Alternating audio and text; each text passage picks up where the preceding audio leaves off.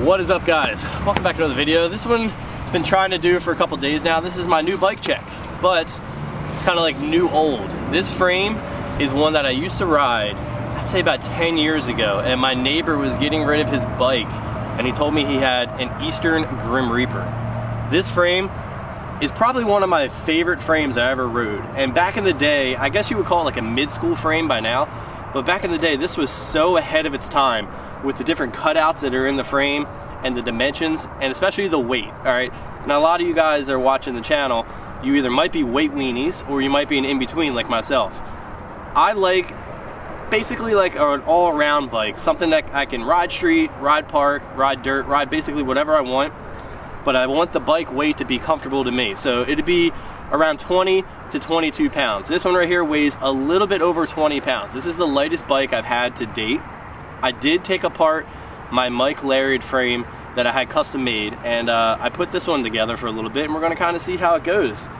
But everything still seems to be holding true as far as the dimensions, the dropouts, and this thing is in pristine shape. And after seeing John ride his Grim Reaper, the way he's been riding it, and his isn't nearly as old as this, but the dimensions and everything are exactly the same. He's been putting a beating on that bad boy, and I was like, dude, I gotta get one again. I have to get one again, and I'm super stoked to be back on one. And it also had to come with a brand new colorway. And I was gonna do a video basically showing you guys how I paint my bike again, but I already have one on the channel, and it would have been no different except for the color. So if you guys want me to do another one of those here in the near future, or even do like a hydro dipping video, that's something I thought about doing here, where basically I show you how to do a DIY hydro dip. Definitely let me know in the comments. Let's get right into the bike check, and we will start off with the front area, the cockpit. All right, so the handlebars I'm running are the same Snafu handlebars. These actually used to be the Snafu Greg Illingworth bar because of the dimensions, and then Scotty Kramer's bar kind of got meshed between it. So the Jackson bar is now the Greg Illingworth dimensions. These things are badass. I don't think I cut these down. What I'll do is I'll put the dimensions on the screen right now for you to look at and kind of determine if these dimensions work for you. The grips, I did change recently from ODI Long Necks to ODI Mike Hucker. These things are really soft. They're kind of a dual compound where you got a color beneath the black, which kind of accents the bike in your own personal way. Now, moving on with the same paint job I have here, I have the same paint job that you have throughout the entire bike. This is more of like a gold camo. I think Matt called it the rich man's camo. I wouldn't call it rich man's because this entire paint job costs about 20 bucks. But it is a gray, black, and gold theme I got going on here, and I'm really feeling it. I'm still running the same exact brake lever. This is the Odyssey medium brake lever with the Odyssey detangler top cable. And a lot of you guys might be wondering, why am I still running brakes? You know, today's generation don't really run brakes like that. I just love the option and the consistency that goes with brakes. Now, you can be a consistent rider and be brakeless, but if you want to do big foo-fanoos or wall slaps on big walls, the consistency is key. I used to do that type of stuff brakeless by putting my foot in the back tire, but the consistency and stuff like that is very, very, very slim. I'll insert some clips right now for you to see kind of the differences between the two options I'm talking about, between brakes and doing like shoe-fanoos or shoe-bicas, they would call it.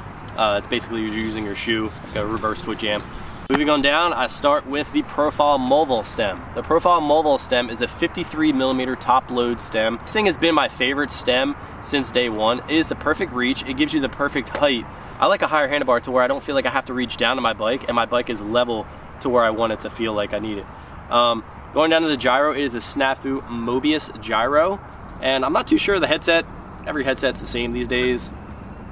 The fork is a Snafu Magical fork. I think this used to be Harry Main's signature fork back when he rode for Snafu, and Snafu basically kept the fork and kind of changed the name and kind of kept the whole theme going. The dimensions are great. Not too sure of the offset or anything, but I'll put a couple of the dimensions here if you guys are curious on that.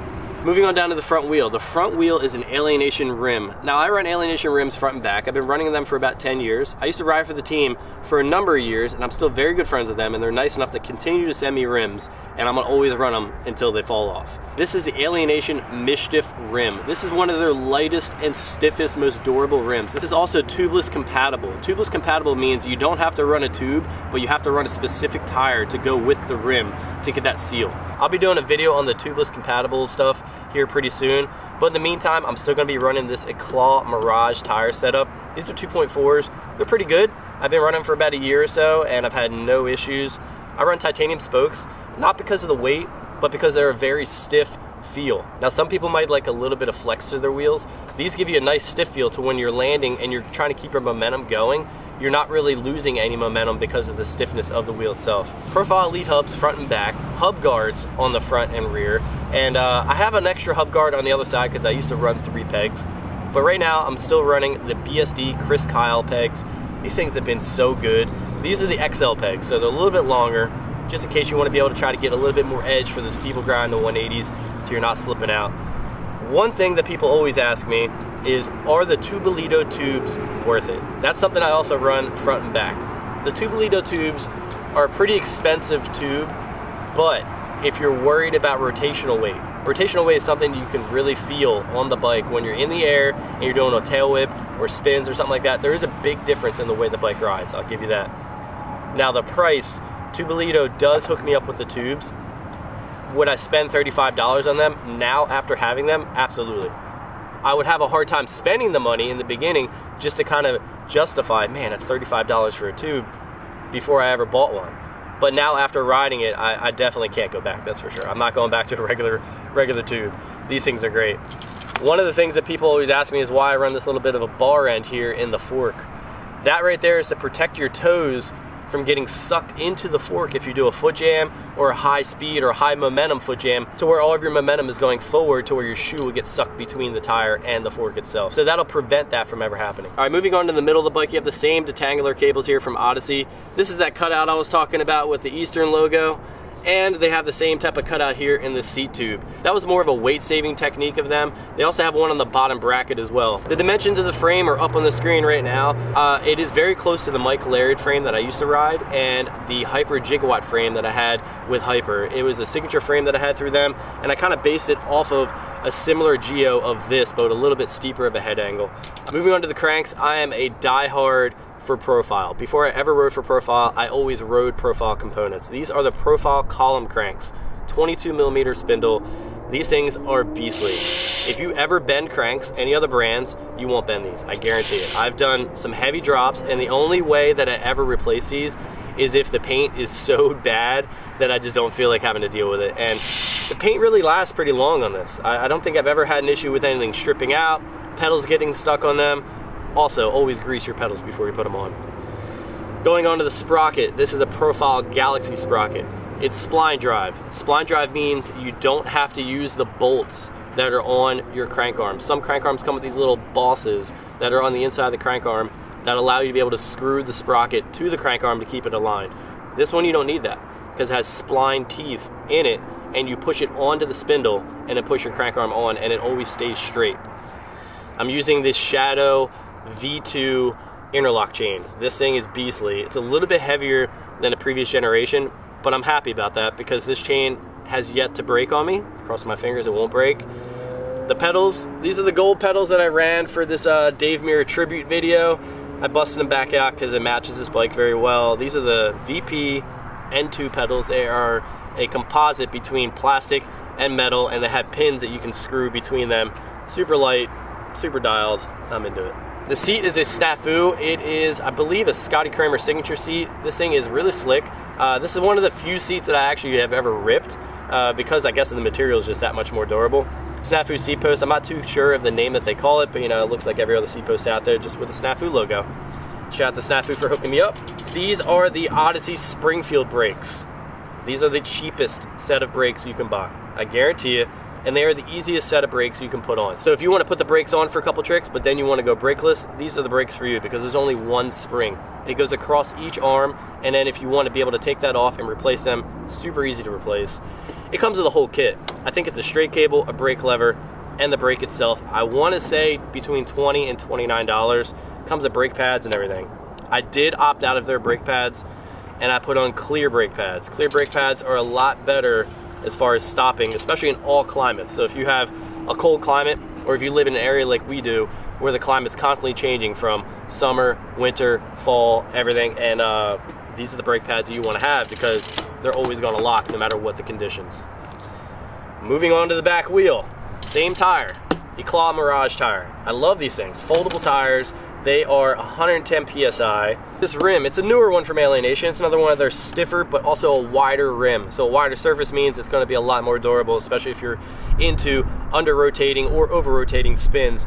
This one won't bend on you as easy. This is the Alienation Vandal rim. It is TCS compatible, which is tubeless compatible. So like I said, we're gonna be visiting that on a future video. I'm super excited to do that one for you guys. This is a Profile Elite hub with 9-tooth driver. The 9-tooth driver is titanium. I opted to have a chromoly axle because I'm a little harder on the axle between peg chings or just harder stalls, and I'm not really that concerned about weight, so I'd rather have a little bit more of a structurally sound bike versus a very light bike. Moving on to the back spokes, same thing, titanium spokes. I never really have an issue with them. Like I said, I like a stiffer wheel, stiffer feel, and it's always worked out for me. I think these spokes have been through like 4 sets of wheels on my bike. Same thing with the back tube. Running the Tubolitos front and back, I will not ever be changing those. And hub guard to protect the hub, BSD Chris Kyle peg on the back to help it all slide and go together. And I believe that is my entire bike. All right guys, doing an outro here at Starbucks. As you can see, did a video for you guys, filmed and edited and uploaded all on the same day right now on Wednesday. So damn, we hammered this one out. About to go film another video for you guys, continue these daily videos as much as we can. If you guys like this video with the bike check, drop a comment below what other little bike checks you want to see. I plan on doing one here on my mountain bike here pretty soon, and I'd like to get that one out to you guys as quickly as I possibly can. If you guys have any other suggestions for future videos, whether rides, how-to, session videos, you know what to do. Put them in the comments below. And if you guys like this video, drop a like. If you love it, hit the subscribe button, and I'll catch you in the next one.